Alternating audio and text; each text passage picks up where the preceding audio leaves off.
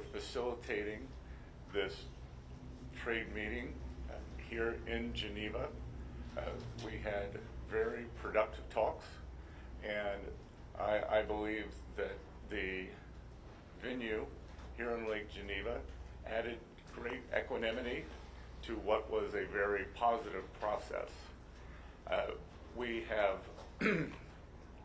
reached an agreement on a 90-day pause and substantially moved down the tariff levels. Both sides on the reciprocal tariffs will move their tariffs down 115%.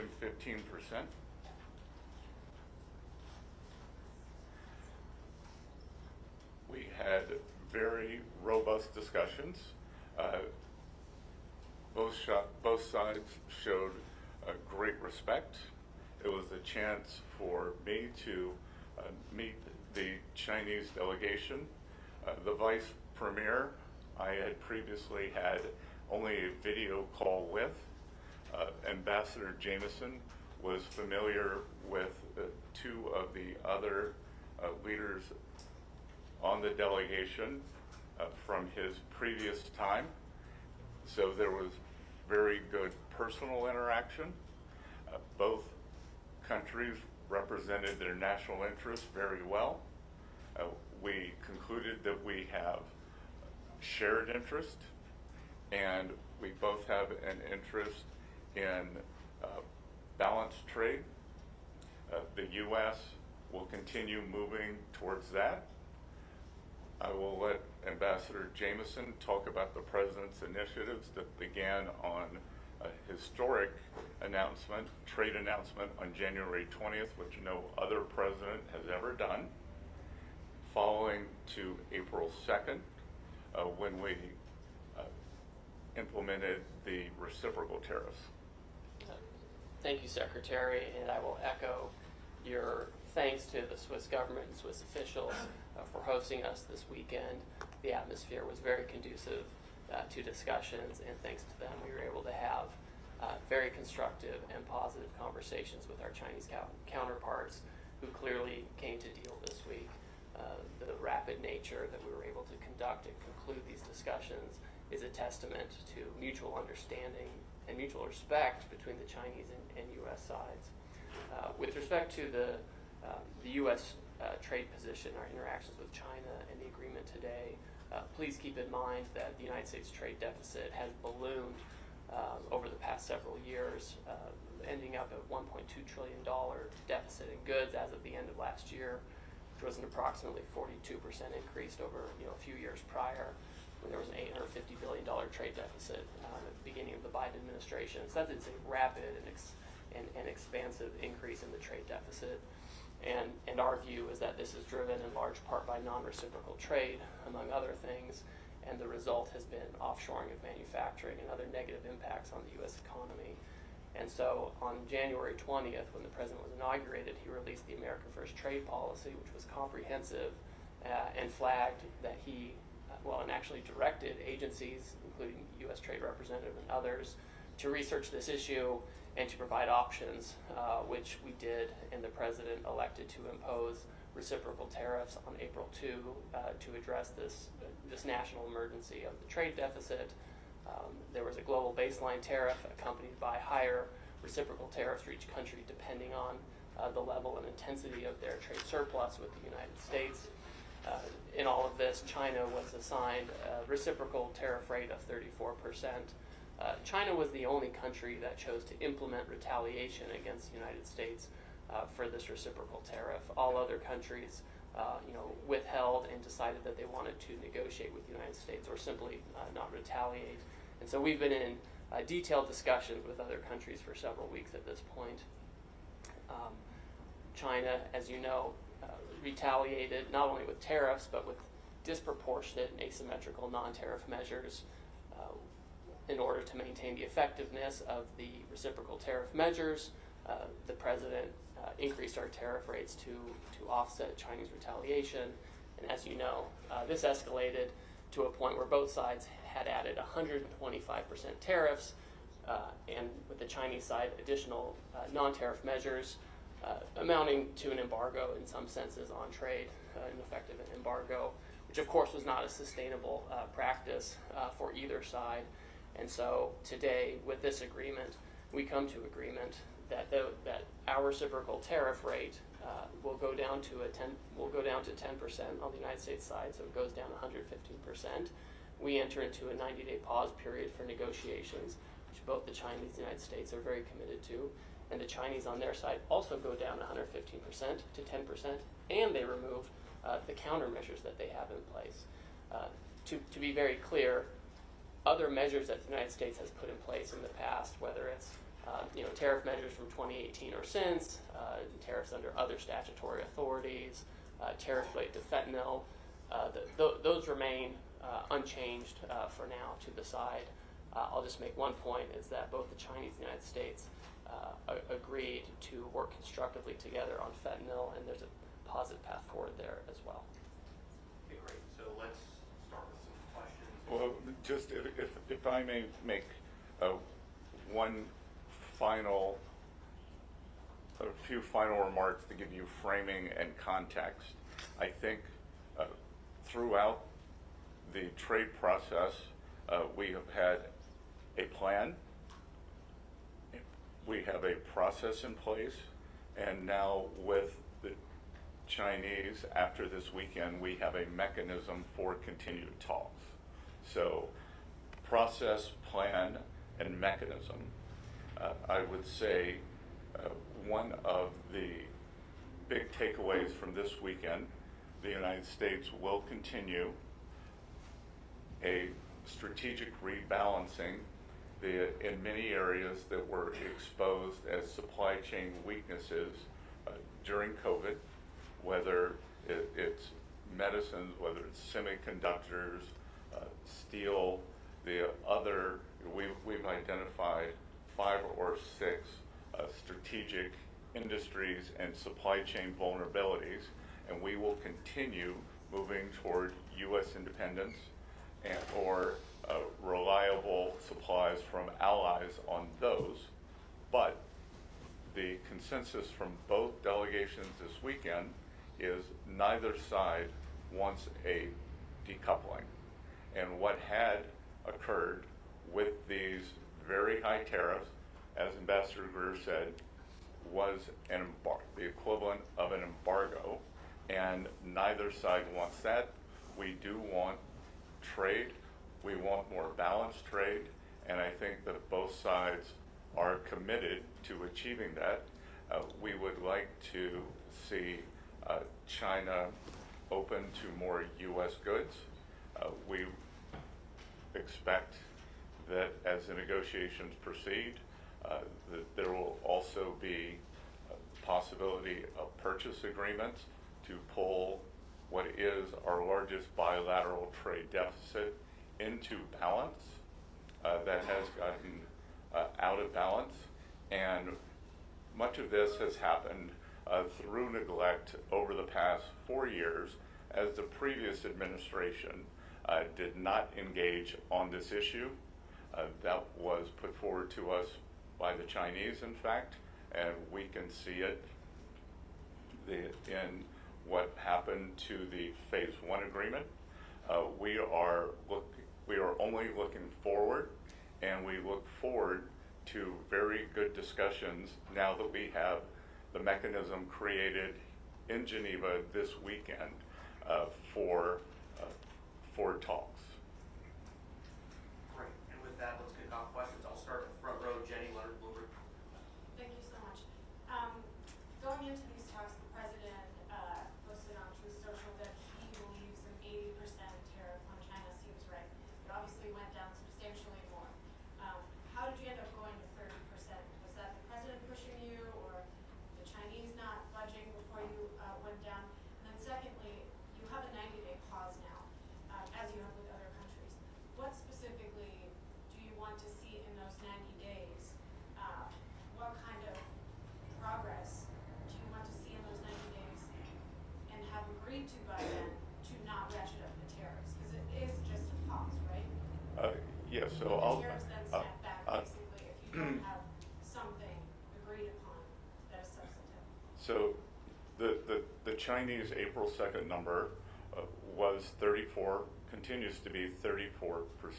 I'll let Ambassador Greer answer the first question. And just like with all our other trading partners, as long as there is good faith effort, engagement, and constructive dialogue, then we will keep moving forward.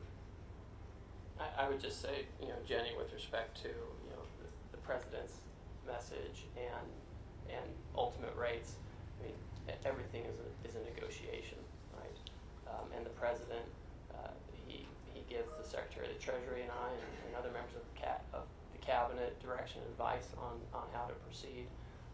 And we ended up at a result that is very good for the United States, very good for China as well. We retain our 10% global baseline tariff, which we have on other countries. We have, in addition to that, previous measures that we've retained, which have been, frankly, effective in reducing the U.S. bilateral trade deficit with China over the past few years. So that leaves us in a very good position all in with respect to measures on Chinese imports, but more importantly, leaves us in a constructive path forward to have a positive conversation with the Chinese on how to rebalance and have more constructive trade. Great. In the back, Associated Press. Hi, I'm Jamie from Associated Press. We just heard our colleague talk about 30% tariffs. I'm just trying to understand these numbers here because they're all over the place. We were at 145 before, apparently 125, I believe, from the Chinese side. So can you say clearly now that, I think the question was, right now for the 90-day period, the U.S. tariffs on Chinese goods will be down to 30%? Is that correct? So again, this agreement is really about the reciprocal tariff, which was imposed by the United States on April 2nd, and the escalatory steps which followed. Those on each side, the Chinese side and the U.S. side, ended up at 125% on each other. The Chinese had additional non-tariff countermeasures. That has all come down by 115% to 10% each. The United States earlier this year imposed 20% related to fentanyl. That still exists. So if you're looking at Trump Term 2, tariffs on China, right now effective, it's 30%. There are prior measures which change by product, by sector, by level, et cetera. You can't really give a specific number on that right now. What matters for the agreement today is that we each agreed to come down on the reciprocal tariff and related retaliation to 10%. So a reduction of 115% down to 10%. Fentanyl is on its own track, but on a very positive track where we're having very constructive conversations with our Chinese counterparts. And I would add a couple of things. This does not include any sector-specific tariffs that have been put across all of our trading partners. And as the ambassador said, I think he would agree with me that the upside surprise for me from this weekend was the level of Chinese engagement on the fentanyl crisis in the United States. They brought the Deputy Minister for Public Safety, who is not traditionally part of the trade team or the negotiating team, and he had a very robust and highly detailed discussion with someone from the U.S. National Security Team. Great. Next, John Buddy with Newsnet. Mr. Secretary, will there be any immediate impact that U.S. consumers will see from this? And what was the toughest part of the talks? The Chinese are, notorious for being very difficult negotiators. Was there any moment that you felt the talks could break down? And as far as the fentanyl, I'm sorry, I know there's 3 questions here, but what are the Chinese willing to do in terms of the fentanyl crisis? Did they make any promises or any agreements to combat fentanyl? Okay. Well, there's a lot to unpack there. So let me recap that. So you're asking U.S. consumers, the last one was fentanyl, and what was the second question? The toughest part of the negotiation. Well, I'll start there first. Both sides represented their national interests well, but we also concluded that we had shared interest and that neither side was interested in a decoupling. And again, a lot of back and forth on various differences in views on fair trade. We informed them, I had a discussion that trade deficits are a result of three things. One, terms of trade. Two, currency. And then three, the United States fiscal position. We informed them that Trump administration is working very hard on containing this out of control fiscal deficit that we inherited from the previous administration. Two, there was no discussion on currency. And one, it was on terms of trade. And on fentanyl, again, for the first time, there was engagement between two teams with detailed knowledge. And I think for the first time, the Chinese understood the magnitude of what is happening in the U.S. in 2018 in Buenos Aires. They did a good job of banning the actual fentanyl, but what we have seen is substantial interaction between bad Chinese actors and many North American drug dealers, especially Mexican cartels. Treasury has designated several of the Mexican cartels as foreign terrorist organizations. We made that clear to the Chinese. They were very receptive. As you may or may not know, the Chinese have very draconian measures for the sale of illicit narcotics in China, and we have asked them to be equally as draconian with the people who are poisoning Americans. And let me make a point. Your question about what was the toughest part of the negotiation, I would submit it was actually, in the lead up to the negotiation, trying to repair the channels of communication that had atrophied under the last administration, where, our office, for example, the Office of the United States Trade Representative, had almost no substantive discussions with the Chinese side on trade. And although we have significant differences with the Chinese on trade and economics, and we have major complaints, you have to discuss these complaints. You have to have a channel for discussions, and overcoming that was a substantial challenge. And a lot of work went into that over the past several weeks, so that by the time we got here, we were able to be very pragmatic with each other. And to be sure, there were tough things to deal with on the level of removal, the timing for implementation, managing each side's domestic politics, etc. And I won't go into too much detail, but I would say the toughest part was simply getting to a position where we could, in good faith, both sides work with each other. And once we did, we were able to do this in a couple of days. This is not the first time I've done trade negotiations with the Chinese, and sometimes it can take a very, very long time to overcome misunderstandings. We were able to do that effectively over the past few weeks, which enabled us to be very pragmatic and effective this weekend. And I think we leave with a very good mechanism to avoid the unfortunate escalations as we saw after April 2nd from happening again. What had been very unusual about the relationship was that President Trump, Party Chairman Xi, they have a good relationship, but the nature of what has happened since April 2nd could have been avoided if we had had this kind of mechanism in place, and I believe it is in place now. I think we leave today with a process that will move forward, and again, great mutual respect for our Chinese counterparts. I believe they showed us the same. The impact on U.S. consumers, will U.S. consumers see any resulting result out of this? I mean, Mr. You're the Treasury Secretary, so you're better suited. But I would say on the front end, there's been a lot of talk about impact on consumers that just never really translate to the numbers. Consumption remained high, et cetera. And so I think what we're going to see is that we're going to have our economy continue taking off as we put structure around these negotiations and get global trade into a better place. And as I reiterated last week, the Trump economic plan is 3 pieces: trade, tax, and deregulation. Trade has been implemented first, and that process is occurring.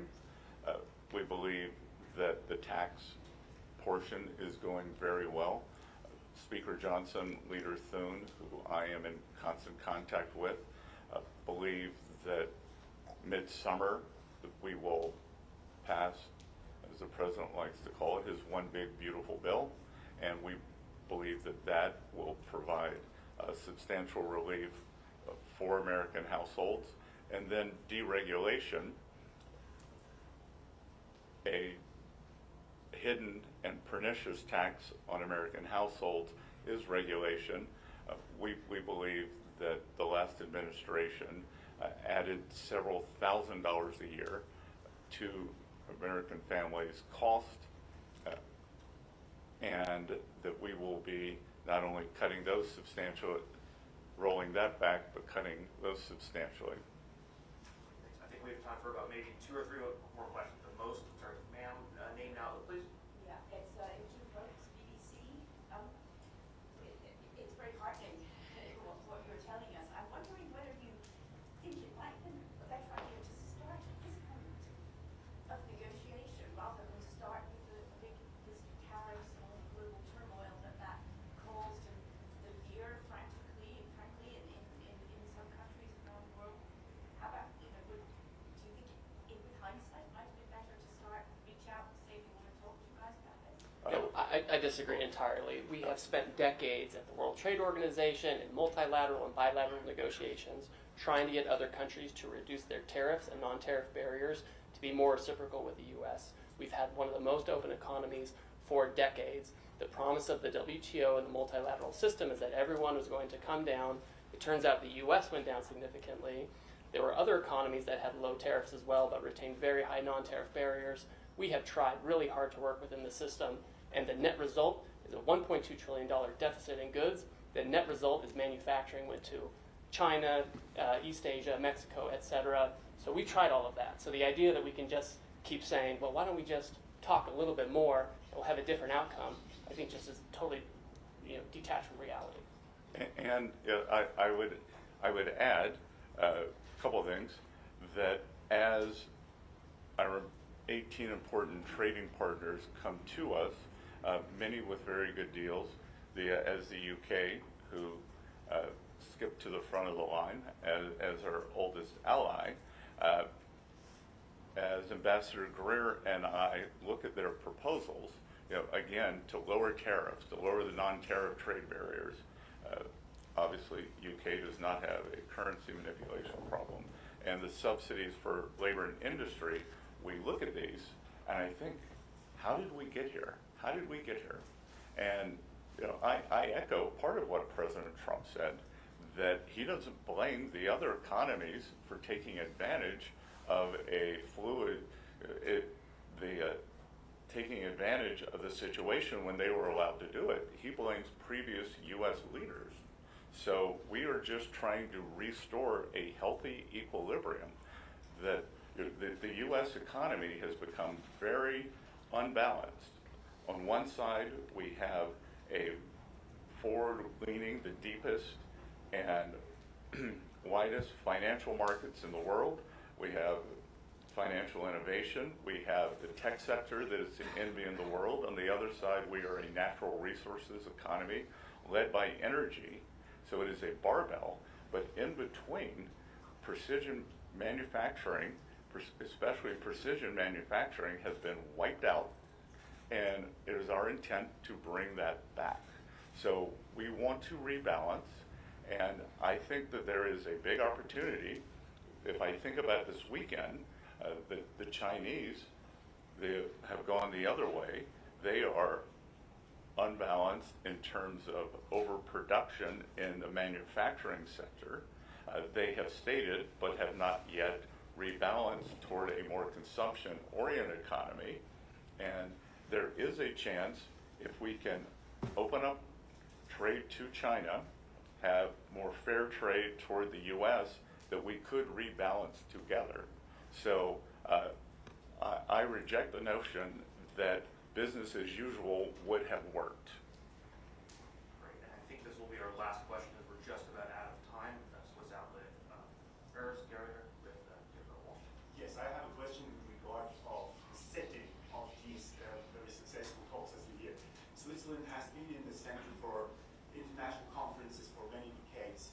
In recent times, we've been under tremendous pressure. The ambassador of Joe Biden to Switzerland called Switzerland the hole in the donut. My question is, how high does your administration value reliable Swiss neutrality for conferences or meetings as we just witnessed this week? Well, I won't speak for the previous ambassador. My neighbor in Charleston, South Carolina, is the ambassador under President Trump, Ambassador Ed McMullen, who was highly respected here. He continues to engage with the Swiss American Foundation, and he has led this administration's effort to re-engage with Switzerland after the past 4 years. So we value the relationship. I believe Switzerland is now one of maybe the sixth largest investor in the U.S., which is incredible for an economy with 9 million people.